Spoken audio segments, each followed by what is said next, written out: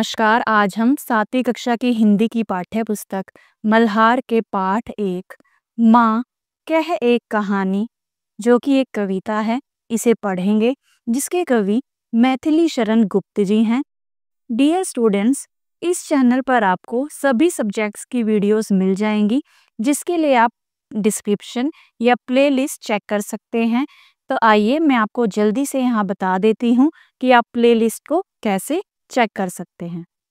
सबसे पहले आपको YouTube के सर्च बार में एजू मैग्नेट टाइप करके एजू मैग्नेट को सर्च करना है, ठीक है। जैसे ही आप एजू मैग्नेट को टाइप करके करेंगे तो आपके सामने इस तरह का पेज जो है ओपन हो जाएगा। फिर आपको क्या करना है, आपको व्यू चैनल पर जाना है, ठीक है। जैसे ही आप व्यू चैनल पर जाएंगे तो इस तरह का पेज आपके सामने ओपन हो जाएगा, ठीक है, जिसमें आपको नीचे यहाँ पे home, video, shorts, live, playlist, post, store आदि ऑप्शन आपको यहाँ पर मिल जाएंगे, ठीक है। अगर आप वीडियोस पर क्लिक करते हैं तो चैनल पर जितनी भी वीडियोस हैं वो सभी आपके सामने आ जाएंगी। और यदि आप प्लेलिस्ट पर क्लिक करते हैं तो प्लेलिस्ट में आपको सब्जेक्ट वाइज और क्लास वाइज वीडियोस जो हैं वो मिल जाएंगी। आप अपनी मनपसंद की मनचाही वीडियो जो भी आप देखना चाहते हैं वो यहाँ पर जाकर देख सकते हैं। और जो ये आपको सब्सक्राइब का आइकन दिख रहा है, इस पर भी आप जरूर क्लिक करें ताकि आपको जो भी लेटेस्ट वीडियो हो वो आपको सबसे पहले मिल जाएं। इसके अलावा आप विजिट शॉप या स्टोर पर जाकर ऑनलाइन शॉपिंग भी कर सकते हैं। तो आइए आज का वीडियो शुरू करते हैं।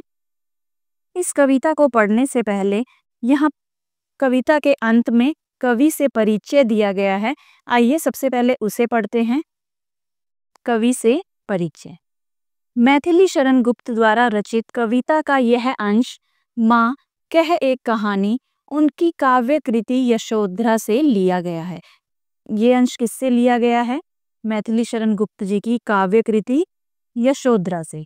यह माँ यशोधरा और बेटे राहुल के बीच संवाद शैली में रचा गया है। मैथिली शरण गुप्त का जन्म चिरगांव, झांसी यानी उत्तर प्रदेश में हुआ था। और कब हुआ है? 1886 में इनका जन्म हुआ है और 1964 में इनकी मृत्यु हुई। तो इनका जीवन काल 1886 से लेकर 1964 तक रहा। 15-16 वर्ष की आयु में ही वे कविता करने लगे थे। प्रारंभ में ब्रज भाषा में और फिर हिंदी में आजीवन लेखन कार्य करते रहे। स्वतंत्रता आंदोलन में उनकी रचनाओं ने लोगों में देश प्रेम की भावना जगाने का काम किया। राष्ट्र कवि के रूप में इनकी ख्याति सर्वविदित है। मैथिली शरण गुप्त जी को राष्ट्र कवि के नाम से भी जाना जाता है और हिंदी साहित्य में इनका नाम जो है बड़े ही सम्मान से लिया जाता है। इनकी अधिकांश कृतियों में भारत की धार्मिक, सांस्कृतिक, ऐतिहासिक और राष्ट्रीय चेतना के स्वर हैं। साकेत, भारत भारती और यशोधरा उनकी काव्य कृतियां हैं। तो आइए अब हम कविता को पढ़ना आरंभ करते हैं। मैथिली शरण गुप्त जी ने इस कविता के माध्यम से हमें यह शिक्षा दी है कि हमारे अंदर परोपकार की भावना होनी चाहिए, ठीक है, और हमें हमेशा दूसरों की मदद करने के लिए तैयार रहना चाहिए। और इस कविता में गौतम बुद्ध की पत्नी अपने पुत्र को अपने पति की बचपन की घटना सुना रही है कि कैसे उन्होंने शिकारी से एक पक्षी को बचाया था। और इस घटना के माध्यम से वे अपने पुत्र के अंदर उदारता, जीवों के प्रति दया, प्रेम और निर्भयता का भाव जगाना चाहती हैं। माँ कह एक कहानी, बेटा समझ लिया क्या तूने मुझको अपनी नानी। इस कविता में जो बच्चा है वो अपनी माँ से कहानी सुनाने की जिद करता है कि माँ मुझे कहानी सुननी है, आप मुझे कहानी सुनाओ। फिर उसकी माँ क्या कहती है कि बेटा क्या तुमने मुझे अपनी नानी समझ रखा है जो मैं तुम्हें कहानी सुनाऊं। जैसे बचपन में आपने भी अपनी अधिकतर जो बच्चे हैं वो अपने दादा दादी, नाना नानी से ही बचपन में कहानियां सुनते थे और अभी भी सुनते हैं, ठीक है। तो इसी बात को यहाँ पर लिया गया है कि क्या तुमने मुझे अपनी नानी समझा हुआ है जो मैं तुम्हें कहानी सुनाऊं। कहती है मुझसे यह चेटी, तू मेरी नानी की बेटी, कह माँ कह लेटी ही लेटी। चेटी का अर्थ है यहाँ पर दासी या सेविका, ठीक है, दासी या सेविका। तो बालक क्या कहता है अपनी माँ से कि माँ, ये दासी मुझसे कहती है कि तू मेरी नानी की बेटी है। कह माँ कह लेटी ही लेटी, माँ चाहे तुम लेटी रहो, लेटे लेटे ही मुझे कहानी सुना दो। राजा था या रानी, राजा था या रानी, माँ कह एक कहानी। कि राजा की कहानी सुनाओगी या रानी की। फिर बोलता है राजा की कहानी सुनाओगी या रानी की, लेकिन मुझे तो कहानी सुननी है, माँ मुझे कहानी सुनाओ। फिर आगे, तू है हटी मान धन मेरे, सुन उपवन में बड़े सवेरे, तात भ्रमण करते थे तेरे। हटी का अर्थ होता है जिद, जिद्दी, ठीक है। सुन उपवन, उपवन का अर्थ क्या है, बगीचा। सवेरे सुबह, तात, तात का अर्थ होता है पिता। और भ्रमण का अर्थ है, भ्रमण का अर्थ है घूमना या टहलना।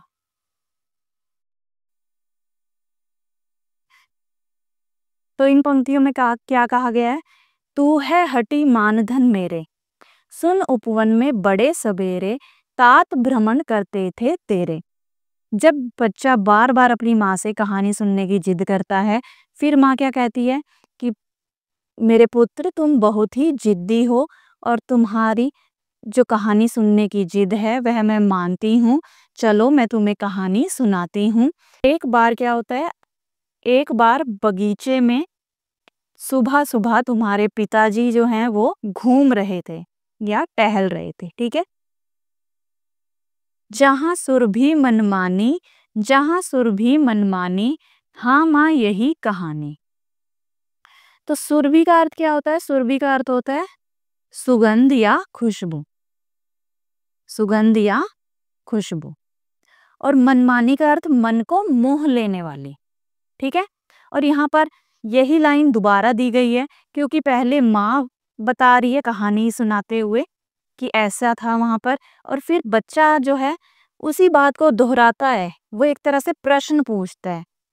फिर इसीलिए इस लाइन को यहाँ पर 2 बार दिया गया है कि माँ कहती है और उस उपवन में चारों ओर मन को मोह लेने वाली सुगंध बह रही थी। फिर बच्चा कहता है मन को मोह लेने वाली सुगंध, हाँ माँ यही कहानी मुझे सुननी है। वर्ण वर्ण के फूल खिले थे, झलमल कर हिम बिंदु झिले थे, हल्के झोंके हिले मिले थे। वर्ण वर्ण के फूल खिले थे, वर्ण वर्ण का क्या अर्थ है यहाँ पर, रंग बिरंगे, ठीक है, या तरह तरह के, रंग बिरंगे, या आप तरह तरह के फूल भी अर्थ यहाँ पर ले सकते हैं। झलमल कर हिम बिंदु हिले थे, हिम का अर्थ है, हिम का अर्थ है ओस, जैसे बर्फ, ठीक है, बर्फ या ओस। झलमल, झलमल यानी कि झिलमिलाना, कि उस उपवन में, उस बगीचे में तरह तरह के रंग बिरंगे फूल जो है वो खिले हुए थे, और उन फूलों पर ओस की जो बूंदें हैं वो झिलमिला रही थी। हल्के झोंके हिले मिले थे, हल्के झोंके यानी हवा के झोंके, ठीक है। और ठंडी ठंडी सुगंधित वायु चल रही थी। लहराता था पानी, लहराता था पानी, हाँ हाँ यही कहानी। फिर आगे माँ कहती है और हवा के झोंकों से जो तालाब नदियों का जो पानी है वो लहरा रहा था, उसमें लहरें उठ रही थी। फिर बच्चा कहता है कि पानी जो है वो लहरा रहा था, हाँ हाँ यही कहानी, की मुझे तो यही कहानी सुननी है। गाते थे खग कलकल स्वर से, सहसा एक हंस ऊपर से गिरा बिद्ध होकर खरशर से। अब इन पंक्तियों में खग का अर्थ क्या है, खग का अर्थ है पक्षी। कलकल स्वर, स्वर का अर्थ होता है आवाज, और कलकल का अर्थ है यहाँ पर चहचहाना। सहसा, सहसा का अर्थ है अचानक। बिद्ध, बिद्ध का अर्थ है घायल होना। शर का अर्थ है बाण। ठीक है, तो इन पंक्तियों का क्या अर्थ है?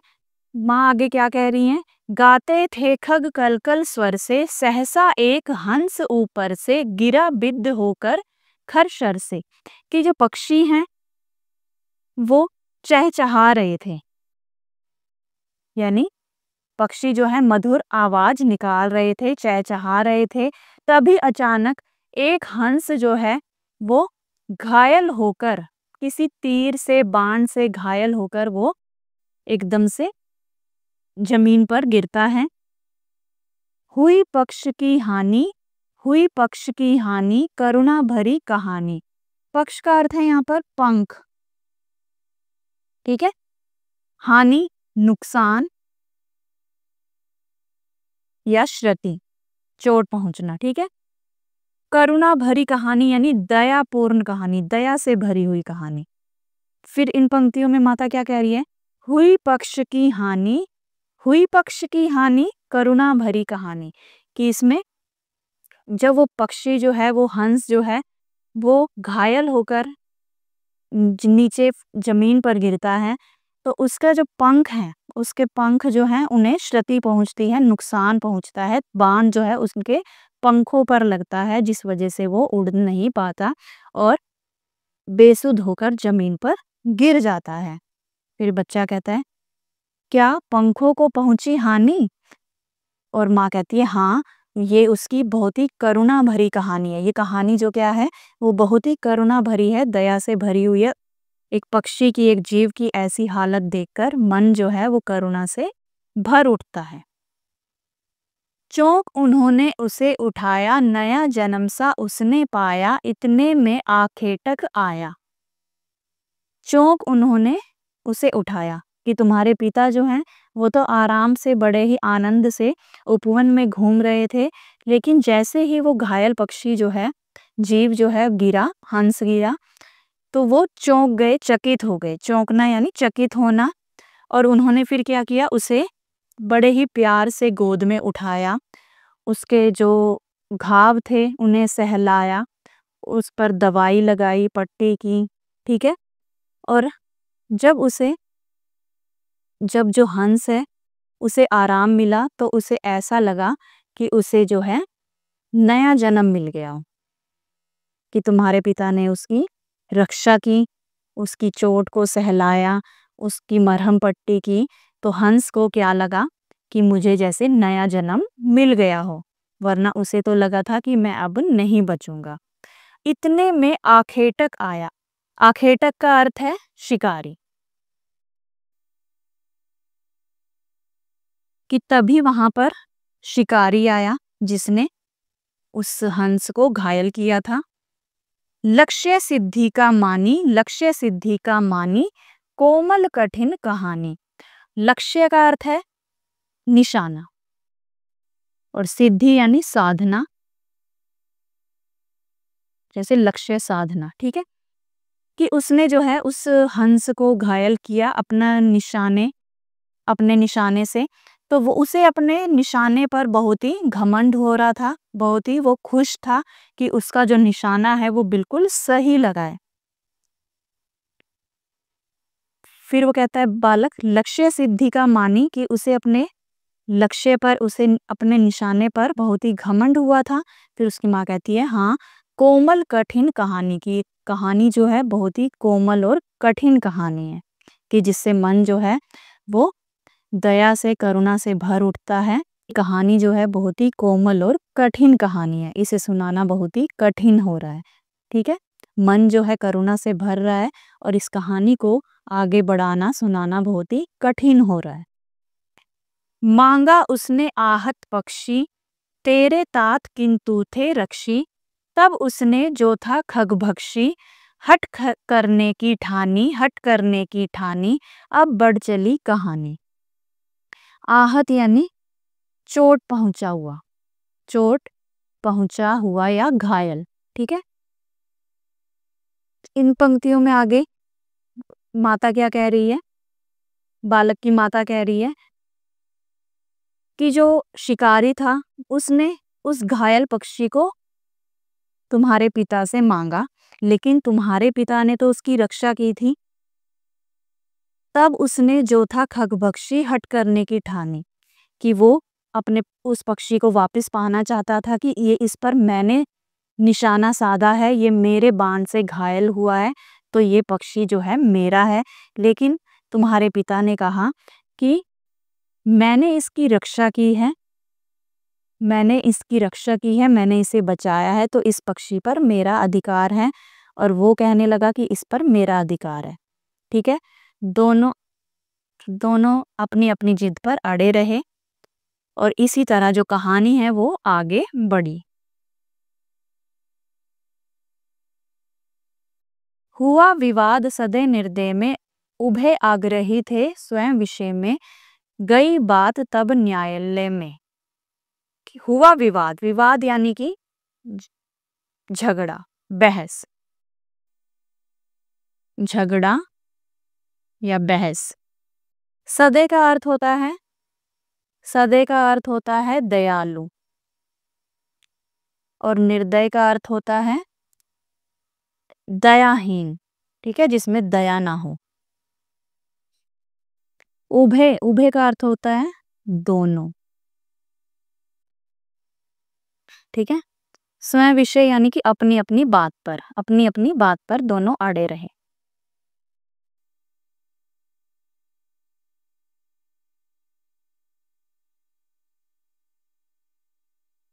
तो माता आगे कहती हैं, हुआ विवाद कि दोनों में बहस हुई। किसमें? दयालु जिसके अंदर दया थी यानी कि तुम्हारे पिता में, और निर्दयी यानी कि उस शिकारी, दोनों में बहस हुई। दोनों ही अपनी अपनी बात पर अड़े रहे। तब क्या हुआ? तब उन्होंने कहा कि अब तो बात न्यायालय तक जाएगी, न्यायालय में ही इस बात का फैसला होगा कि दोनों में से किसे ये पक्षी मिलेगा। सुनी सभी ने जानी, सुनी सभी ने जानी, व्यापक हुई कहानी। फिर न्यायालय में दोनों पक्षों की बातों को सुना गया और कहानी जो है, बात जो है वो चारों ओर फैल गई। व्यापक हुई यानी कि फैल गई। दोनों पक्षों की बातों को सुना गया और जो कहानी है, जो पूरे जो बात है वो पूरे दरबार में फैल गई।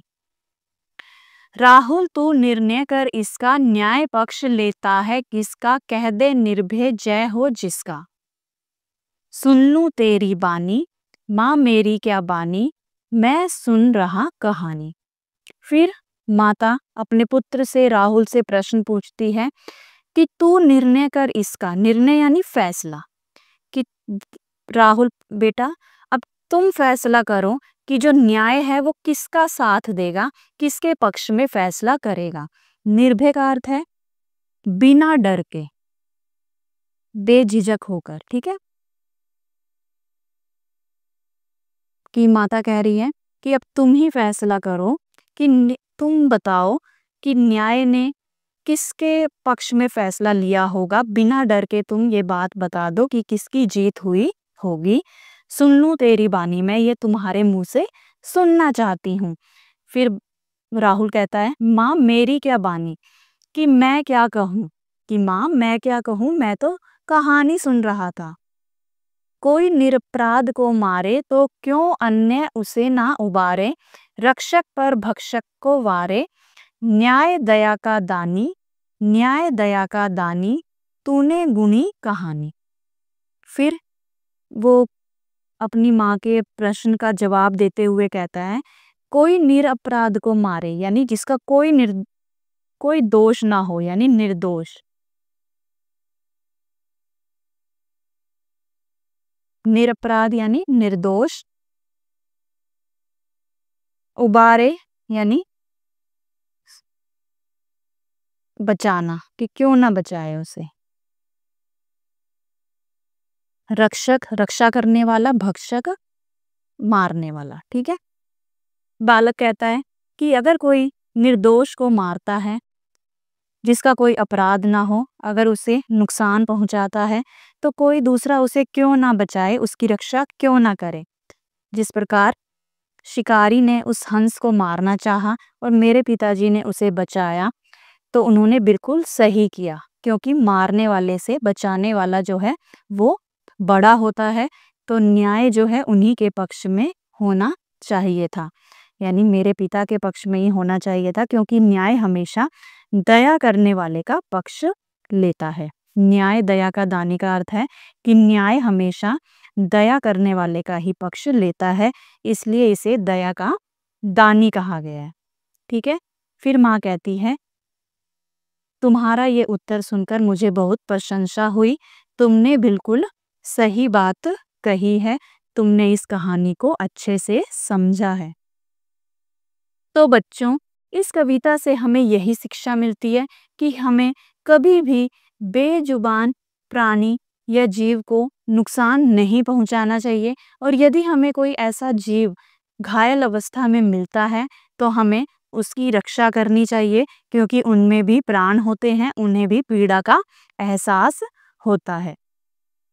आशा करती हूँ आपको यह कविता अच्छे से समझ में आई होगी। अगली वीडियो में हम इसी कविता के प्रश्न उत्तर करेंगे। तो मिलते हैं अगली वीडियो में, तब तक के लिए नमस्कार।